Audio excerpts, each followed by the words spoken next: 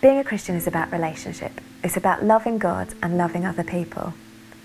And the Bible talks about how God cares about the poor. And as his people, he wants us to also care about the poor. And so the question isn't really, do we care about the poor? But I wonder if it's more, do we know the poor?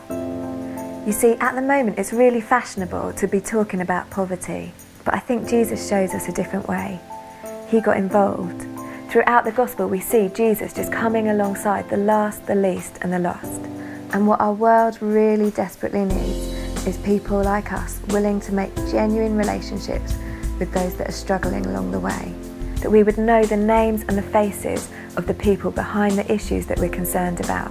It's an amazing thing when people in poverty become not just a mission project, but our friends and our family.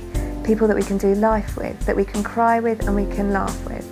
People that we can dream with and struggle with. But how do we get to that stage? We need to let God interrupt us and change the people around us. In the Bible, there's two tax collectors, Matthew and Zacchaeus, and they both meet with Jesus and they're transformed, but their responses to him are quite different. Now, being a tax collector in biblical times meant you weren't very popular. They basically took a lot of money off the public, and they were quite greedy and often corrupt. In Matthew chapter 9, we see that Jesus is walking along and he walks past a tax booth and sees Matthew there. And he says to Matthew, "Come, follow me." And immediately Matthew gets up, leaves everything and follows Jesus. His life is transformed. And then in Luke chapter 19, Jesus is coming into Jericho and people have got wind of this. So a big crowd gathers to meet Jesus. And in amongst this crowd, there's a little guy called Zacchaeus. But because he's little, he can't see above the crowd. So he decides to climb a tree to get to see Jesus. When Jesus came into town, he saw Zacchaeus up the tree and called to him and said, "Zacchaeus, come down. I want to come and stay at your house."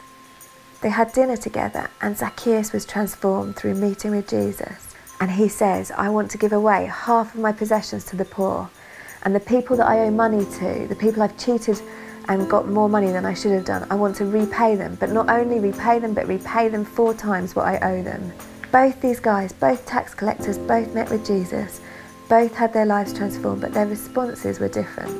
And in our lives, we can probably all think of people that have been transformed.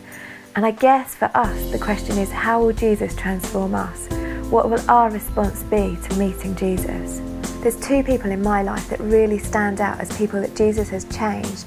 You won't have heard of them, but they're amazing, amazing people. The first is a lady called Janet. And one day, God broke her heart for the homeless in our town. And as a result, she has set up a charity. So if you're homeless in Watford, you will go to Watford New Hope Trust, because that's the charity that does everything for the homeless people. But she didn't start by creating a big charity. She started with small steps. One Sunday when she was going to church, she noticed a guy who was homeless sitting outside the church. And she just went over and started talking to him, learned a bit about his story, and God broke her heart for this person. So she started just saying to God, "What can I do? What can I do?" She chatted to her friends and they decided to start taking cups of tea out to the guys. And then they decided maybe we could cook them dinner. So they invited them round for dinner. After a while, there was too many people to get round the table, so they had to do sittings. They had a few dinners each evening. And then they had too many people to do that. So they asked God, what next? And they bought some coaches and they'd serve soup from the coaches. And after a while, they outgrew that place. So then they got a building. And now there are 10 projects in Watford that provide accommodation and food and advice for the homeless people in Watford. Sadly, Janet died a few months ago, and I was at the day centre and we were writing a card of condolence for her family.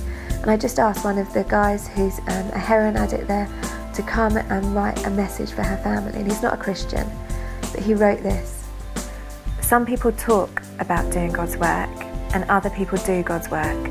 Talkers and doers. Janet was a doer." And I just thought that's an incredible thing to be able to say about someone at the end of their life. He'd watched her, he'd seen that she didn't just talk about it, but that she did something. She served God and got on with it. She put her faith into action. And I want the same for me at the end of my life, that someone would be able to say, she didn't just talk about poverty, but she did something. One of those people that has been helped by Watford New Hope Trust is a guy called Peter. He ended up being homeless through a relationship breakdown. He was living on the streets, and he met someone who invited him to come and stay in the night shelter, where he could get dinner and a bed for the night. And in that place he met Christians and started to hear about Jesus. He came along to church, and one Sunday morning basically gave his life to God. And from that morning on, he was transformed. His life suddenly went from being about him to being about Jesus, to being about other people. Peter had nothing, but he gave other people everything. And he was such an example to me. And it made me remember again that it's not about how much we have, it's just about using what we do have to serve those around us. Peter and Janet were two ordinary people serving an extraordinary God. And it just takes people like you and me, ordinary people, that will fall in love with an extraordinary God and start loving the people around us. Mother Teresa said we can do no great thing on this earth, but we can do small things with great love. So what is it that we will do? Maybe for some of us it's starting with praying.